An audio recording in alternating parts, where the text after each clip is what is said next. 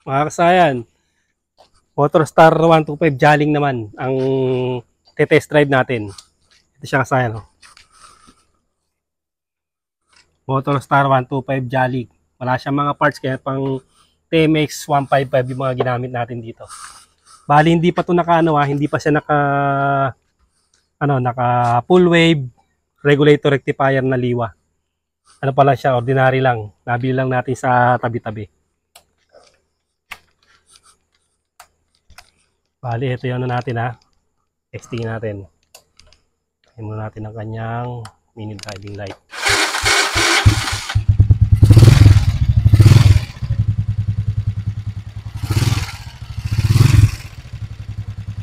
Yung reading natin ay 14.4.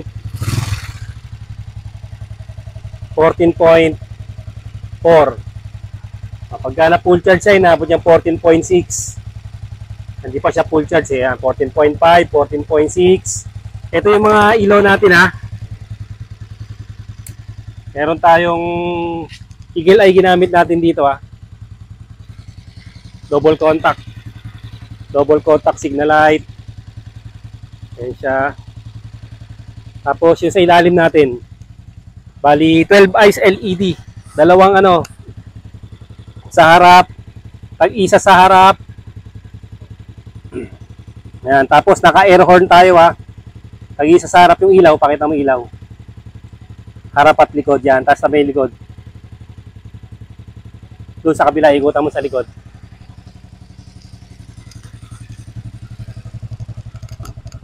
Tigdalawa.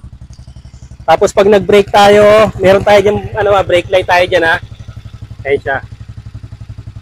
Bali, dalawang 12 eyes din Yan. Pakita mo sa kanila yung brake light natin.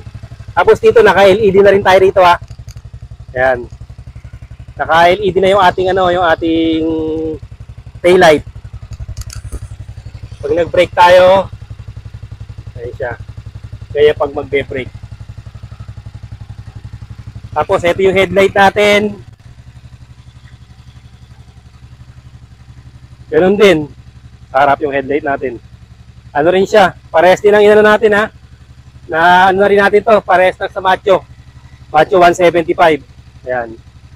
Yung merong blue park light. Ayan siya parehas lang sila ng ilaw. White. Tapos meron tayong mini driving light. Ayan siya Bali ayan yung reading natin. Tingnan nyo kasayan kung maglolobat pa yung ating Kaya naka-on na tayo dyan. Okay, poporma namin. Babay tayo. Kaya masaya, ito na yun natin Ito yung killer MDL natin Yan yung low natin. Tapos, high. Okay, yung killer MDL natin. Tapos, ito naman yung mini driving light natin. Yan yung low natin. Kasi ito yung high. Yung MDL natin. Siyempre pag MDL talagang kahit wala ka ng headlight, walang problema. Iba ang lakas ng ating mini driving light kumpara sa ating headlight. High ng headlight natin, tapos high ng ating mini driving light. Kahit wala yung headlight may tulong din naman kahit papano.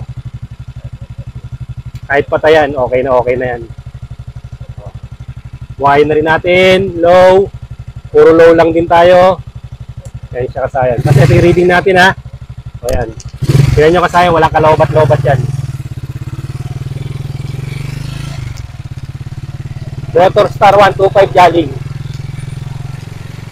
Parehas dito ng mga Motorstar na yung mga bagong labas.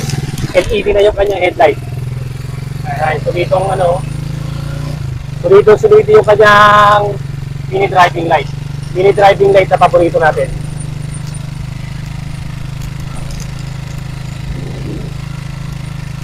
Sulito ang ilaw natin. With double contact signal light.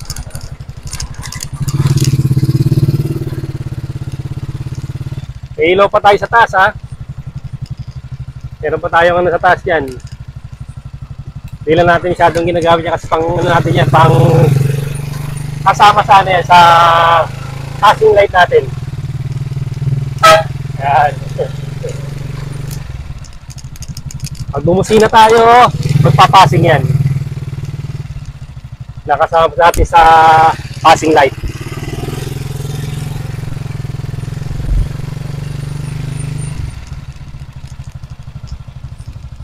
Yan ang reading natin kasayan ha. Pag tumatakbo na tayo ay 13.7. Hindi pa tayo nagpapalit ng liwa, regulator, rectifier. Papakita ko sa inyo kung paano palakasin ang charging yan. Sa pamamagitan ng liwa, regulator, rectifier. Papalitan natin yan. Tagal kasi masira kaya hindi natin mapalitan ng liwa eh. Ilaw natin, high beam, low beam. High beam. Kitang-kita yung daanan natin.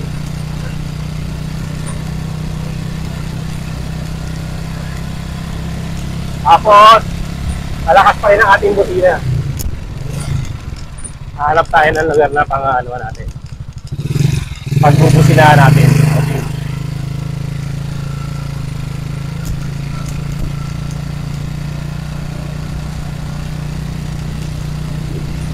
Gamit natin may driving light, Mokoto version 1. Mokoto version 1, wala siyang passing light pag nakabukas yung ilaw. Pag nakapatay lang. Pag nakapatay lang siya magpapassing.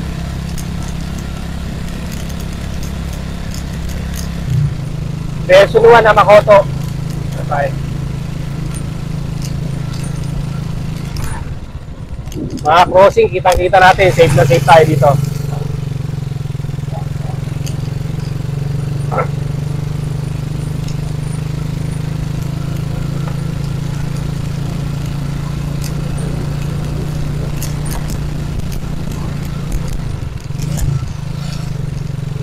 Kahit ang maliwanag ang ilaw sa dakasayan ha. Palabas ang ilaw natin, lalo na yung kulay yellow.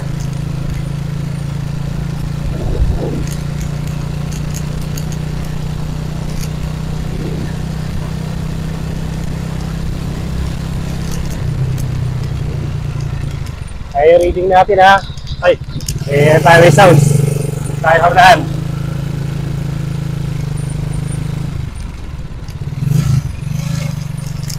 May nagkakantahan.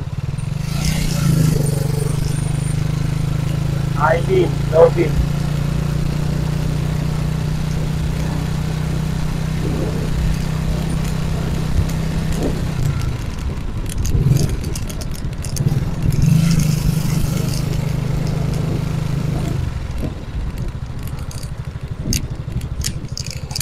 Siya kasi bukas lahat ha.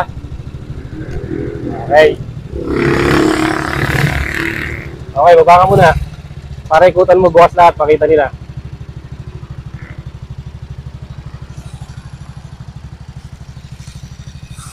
Ikutan mo sa likod. Bukas lahat yung ano natin, ilaw. Tapos yung panin ng ilaw, reading natin ha.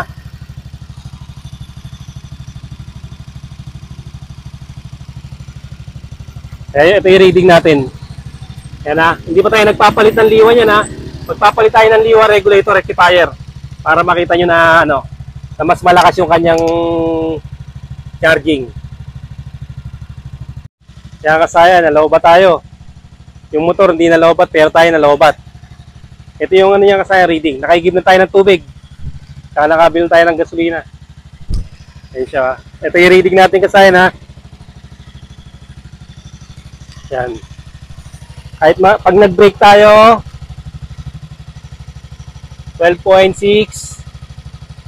Pag bumitaw ng brake, pabalik ka sa 12.8. Okay, ibig sabihin kasi walang kalobat-lobat. Nakabukas lahat yan ha. Nakabukas lahat at double contact natin. So yung mga underlights natin, lahat siya nakabukas. Pero yun na yung pinaka-reading niya.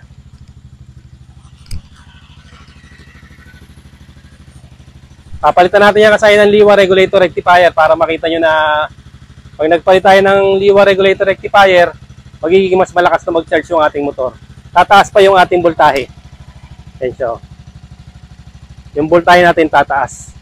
Siyempre, pag ano tayo, pag yung maliwanag yung daan, pwede nating patayin yung mini driving light. Para mas mabilis makarecover yung ating makarecover yung ating battery.